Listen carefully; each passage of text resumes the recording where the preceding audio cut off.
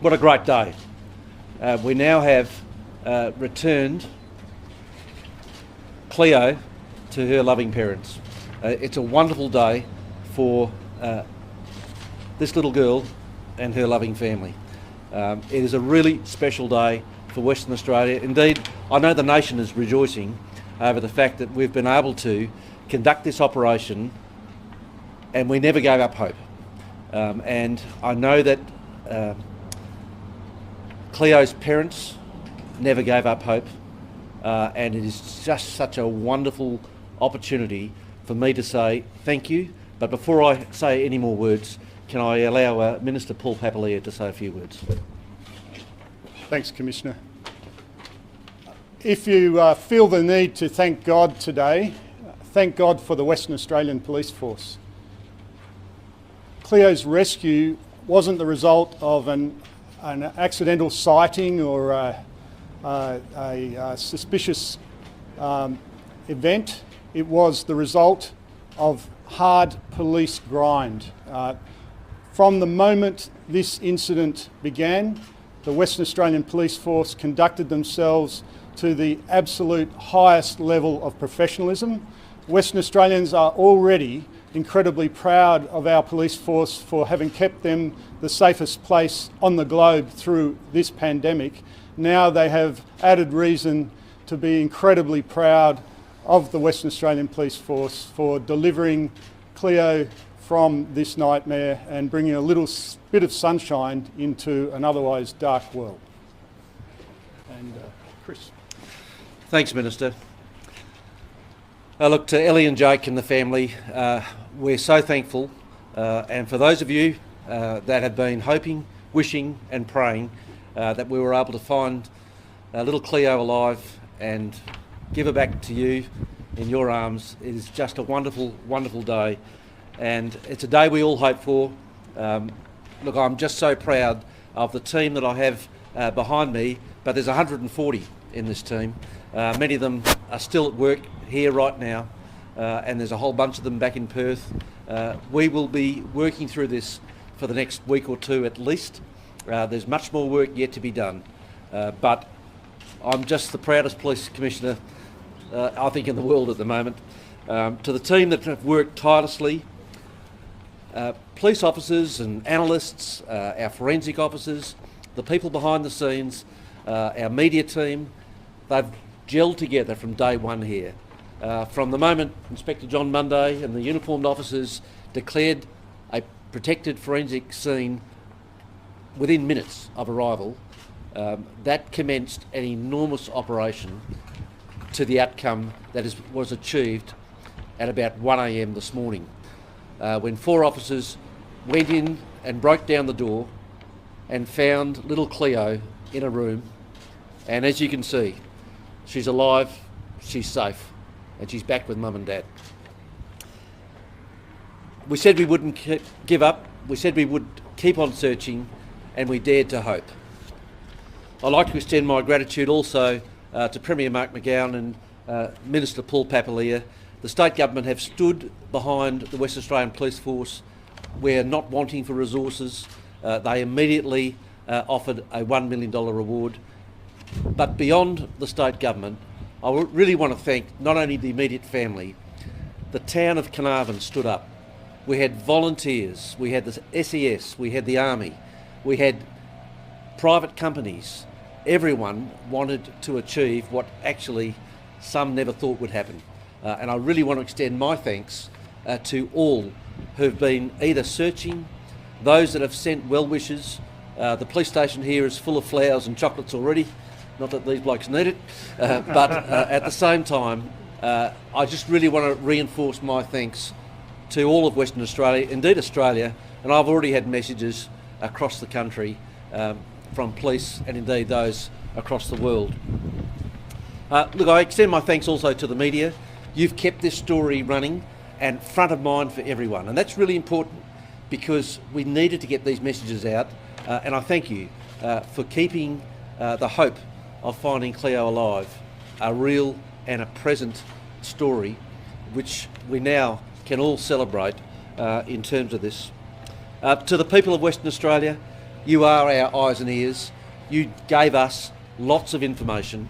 It's still coming in, and we, one, appreciate what you've already provided for us and what is yet still to come. We have one 36-year-old man in custody. He is assisting police with our inquiries at the moment. I'm not going to elaborate further in terms of that man, other than saying he's a local man from Carnarvon, and we will be having something further to say later. I once again want to reinforce my thanks to a great team, assisted by a great community. The town of Carnarvon can stand strong, and as a community I do appeal to the community to come together as you have. Yes, we have one man in custody, but that is not the town of Carnarvon. You know, that is one person. And I want the town of Carnarvon and everyone else to come together as a community as we move forward, and we can rejoice that this little girl's been found, but we need to move forward as a community as well. So with those few words, thank you for your assistance, and I'll invite Rod Wild to say a few words. Thanks. Excuse me. Thank you, Commissioner. I also would like to thank the community. It's been a fantastic effort. From day one, we were seeking assistance. We had over 1,000 calls from the community, from people around Western Australia providing information. So we're extremely grateful for that. Also the media, businesses, everyone that got on board. We couldn't have done this without you. To my team as well, thank you. It was just a fantastic effort. People worked basically without sleep from the first occurrence when this happened 17, 18 days ago. They were here and they worked tirelessly. They never gave up hope, and we got the result that we're all so grateful for. Take questions if you like. Rod, as the chief investigator in this case, when you got that early morning phone call this morning, and you saw that body cam vision with the little girl saying, "My name is Cleo," what were your emotions? Oh, it was amazing. Yeah, it was. It was very emotional to see that. It's something, like I said, we hoped for. We obviously had real concerns for Cleo's welfare, and as time passed by, they grew worse. So to see that, it was just amazing. It was an amazing outcome. And statistically, it doesn't often turn out like this. So what were the emotions of the team when you thought we found it? Look, the same thing, I think. Look, people were in tears. It's fair to say it was just an amazing outcome.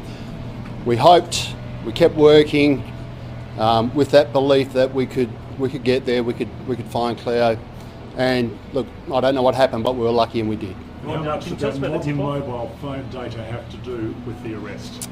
Look, that's part of the investigation. It's certainly that we collected a lot of data. That's what we do in these types of investigations. It's a thorough investigation. You would have seen officers going around to every CCTV location within Carnarvon, within 1,000 kilometres. So that's the level of detail you go to in these investigations. We collected that information, then we have to analyse, and then we look for what we're looking for, and we were lucky we found it. Was there a tip-off?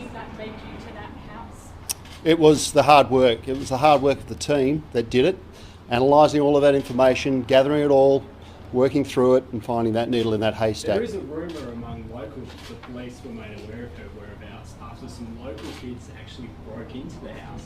Is there any truth to that? No, that's not true. Was there a tip-off, Rod, that police were acting on? No, there wasn't. So, like I say, it was really the analysis, all the work of the team, going through that to get us where we were, where we are today. When did this man... just a piece of the puzzle, was it? Like, you know, the CCTV, the phone data, it all seemed added up? Yeah, like I said, I think in the early days, it was a methodical investigation. We had to gather all of this information, all of this evidence, put it all together, paint the picture of what happened, interview all the witnesses, speak to everyone who was out there so we could understand exactly what happened. Then it's a matter of piecing it through, working out who was where at the wrong time, and that's what's happened. When did this man become a suspect? Was it yesterday? It was only yesterday. How's Mum and Dad? Oh, look, they're ecstatic, obviously. They got the little girl back. Rod, was he... That picture says so much, but can you tell us a bit more about how she's going? Look, I wasn't there this morning. The team were there, but she's a beautiful little girl. Rod, was the 36-year-old at the house when officers arrived? No, look, I can't go into that at this time. Can you tell us whether or not you believe Cleo was at that house for the entire time that she's been missing? Yeah, again, that's something that we're investigating. Do you think he was acting alone, Rod? We're not. There's no other person that we suspect being involved. At this stage, can you confirm that she was definitely abducted from the campsite? I can confirm that, yes. The car that you were looking for so long, the car started turning south towards Carnarvon. Was it that car? Look, the investigations are still ongoing in relation to that, but I'd say that's a crucial piece of information as well. Can you confirm it was indeed a sedan? We can't at this time, but like I say, it's a piece of information we're still investigating. Rod, was this, do you think, planned or opportunistic?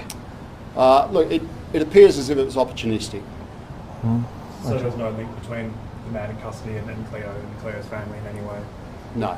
Was this man on that list of known sex offenders that the police were initially working with? No, he wasn't. There is some suggestion from locals that this man perhaps maybe... People have discussed the possibility of him being unhealthily interested in children before. Were police aware of that? Look, we hadn't received any of that information. Was he known to local police at all? Look, I can't go into that, obviously, given the legal proceedings. Can you tell us when Cleo's parents found out the good news? Look, it was shortly after we found her. So shortly afterwards, some of our officers had probably the best job in the world of taking her back to her parents. Did they know in advance? Yeah, we took her to hospital, obviously, to make sure she's okay. She was reunited with her parents along the way, so it happened pretty quickly, but yeah, look, it was fantastic. Right, does she appear to be physically okay? Look, she does, yes. She's out of the hospital, she's back with her mum again. Can you talk about the planning from when this man became a suspect last night and to when you arrived at the home early this morning? Yeah, look, it happened fairly rapidly, as these things do. So we plan around that. So as part of the operation, we have planning for that. If we identify a suspect, there's a set of things we go through, and it was very much like that. The team, led by Senior Sergeant Blown on the ground, did a fantastic job. So they rolled into that. They hadn't slept. They worked through the night, and it was just a brilliant outcome. Who actually broke the great news to Cleo's parents, and what did he say about how it felt? Well, I believe that was Cameron. He may be... Right behind it. So we can come and say. Cameron can talk about what it was like being there. Yeah. Go on, Cam. Cameron, are you a father, Bob? I am, yes.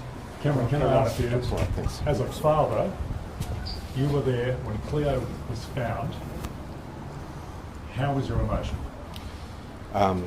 Well, shock to start with, quickly followed by elation, obviously, and you know, I was just, it could have been any one of the team that were here. It just turned out that I was one of, you know, 4 guys that were fortunate enough to go through that door and make that rescue. But you know, we'd always hoped for that outcome, but still, we're not prepared for it. So, yeah, it was absolutely fantastic. And originally, it was, you know, to see her sitting there and in the way that she was, it was just, yeah, incredible. What did she say to you, Cam? What did she say to you? Well, I asked her what her name was. One of the guys jumped in front of me and picked her up, and I, you know, I just wanted to be absolutely sure that, you know, it certainly looked like Cleo. I wanted to be absolutely sure it was her, so I said, "What's your name?" And she didn't answer, and I said, "What's your name?"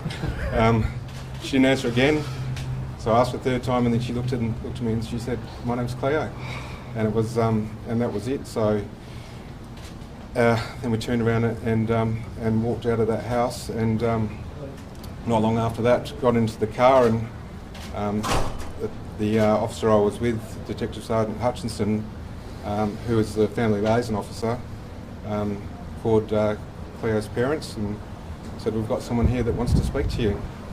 And it was, you know, a wonderful feeling to be able to make that call. So, what was their reaction? Oh, you can imagine, just absolute surprise, and they were ecstatic. So things developed so quickly. You know, we didn't really have time to prepare them, and certainly didn't want to give them any false expectations about what might happen.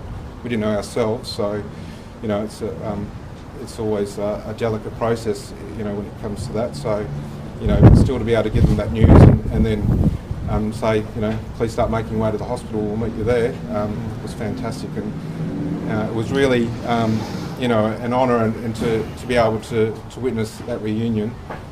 So many of the guys that have been doing long days and long hours, and you know, we're only at the pointy end here, but we're backed by a massive task force. You know, more than half of them back in Perth. But yeah, it was an honour to be able to see that reunion and have a part in doing, you know. She was found alone. How did you find the 36-year-old? I think Mr. Wild's already addressed that. It's not something that we can go Did Cleo into. appear to know what was going on? In what regard, when you say going on? She'd been abducted? Look, it's really hard to say. You know, there's processes we go through, and you don't want to taint that. So, you know, in terms of recording evidence from people so young, you know, we also need to be mindful of their mental health and their welfare. So, you know, the questions that it was more or less that we were talking to her than she was talking to us. But can I say, having seen her a couple of times this morning, she's a little energizer bunny, and she, you know, how she has that much energy, I wish I did. I'm about ready to go to sleep. But she was, yeah, so just a very, very sweet, energetic girl, very, very trusting and very open with us. You know, we all wanted to take turns in holding her.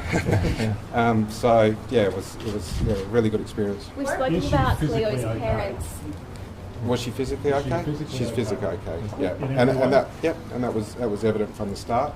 And you know, taking to the hospital, I guess, was, you know, assurance of that from the people that know what they're doing. We've spoken about Cleo's parents' reaction to hearing the news, but what was Cleo's reaction to seeing her parents for the first time? Oh, you know, mummy, big hugs, kisses, yeah, and lots of tears. You know, so as you can expect, you know, it was. Is this the best moment of your career? Oh, without a doubt. Hey Cam, what were conditions like inside the house? I can't go into that. It's you know, all of that's part of the investigation. So it's I don't want to go into details of what we saw. The question everyone wants to know is what led to this breakthrough. Can you confirm that there wasn't a tip-off? I think Mr. Wild's already been asked that question. He's answered it. Neighbours were saying that maybe they saw the gentleman at the home with nappies and wipes, and is that something that's being looked into or at least investigated? Yeah, again, there's lots of things. Maybe it's a Rod question. Thank you, Cam. Neighbours were saying that that they'd seen a gentleman at the house with nappies and wipes and things that perhaps he usually wasn't buying. Yeah, look, certainly we'll speak to them, but there was none of that information come to police. Is there any particular evidence involved that helped in the final breakthrough? Sorry? Is there any particular evidence that helped in the final breakthrough? Yeah, like I say, it was just the thoroughness of the investigation. So it was a lot of hard work. It wasn't any one particular thing. It was just the process that we go through in a major investigation, dotting all those I's, crossing those T's. The Premier this morning talked about a team of 10 analysts who very much assisted in solving the case. Two of them in particular. What's the role of that team? What they do? Yeah, look, certainly they're part of the team, part of the task force, as we do in all task force, and they have a crucial role. So a lot of that work behind the scenes around all that data analysis is what they do, and that was extremely helpful in helping us find Cleo. Just a quick show of hands. Obviously, very very emotional. Did someone else shed a tear? Well, honest, come on. We all did. Who cried? Who cried? Most definitely. Yeah. It was an amazing moment, and certainly after hearing that, we were all on such a high. So it was just fantastic. Do you tell us, do police believe they know what the motivation is? Oh, look, we're still investigating. Do you feel where in the house she was found? In a bedroom. Rod, there was a gentleman who was taken to hospital not long ago from the police station here. We've been told that it is the gentleman who is assisting with your inquiries. Any way could you explain what's happened to him? Yeah, I don't know anything about that. Yeah. Okay. And no one's probably going to be $1 million richer out of this then? No, I don't believe so. No. Anything more from the Commissioner or anybody else? Do you expect charges to be laid today? Probably today, yes. John London, did you have anything to say being involved in the very early stages of the investigation for relief this suspect? Yeah, I'd like. This is the outcome I was hoping for when we were doing the land search. Obviously, I played a part at the beginning, and the investigative team sort of took over from us once we were happy that Cleo wasn't in that search area. And this is like something I hoped for, and I'm so pleased, as been reiterated by everybody, that it's ended up this way. But it just shows the hard work and the methodical nature of the way we do things. I'm just really happy to be that we're in this position today. Well, look, thanks very much, everyone. Appreciate it. Don't get used to this, guys, but just this once. Good with you, Joey. Thank you.